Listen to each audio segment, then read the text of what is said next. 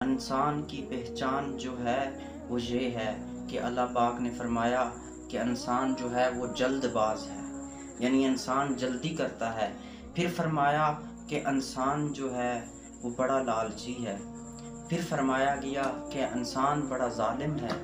تو یہ ڈیفرنٹ جو ڈیفینیشنس ہیں انسان کے بارے میں بتایا گیا، اور انسان کی تخلیق کیا، ادنیٰ قطرہ ناپاک سے انسان کو پیدا کیا گیا، جس سے انسان کو پھر اشرف المخلوقات بنایا گیا۔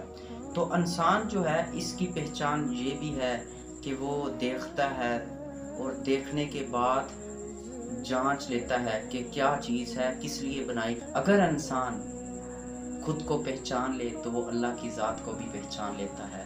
تو اللہ کی ذات اصل میں انسان ہی میں موجود ہے۔ تو اللہ تعالیٰ جو ہے وہ ٹوٹے ہوئے دلوں میں رہتا ہے۔ اللہ تعالیٰ ٹوٹے ہوئے دلوں میں رہتا ہے۔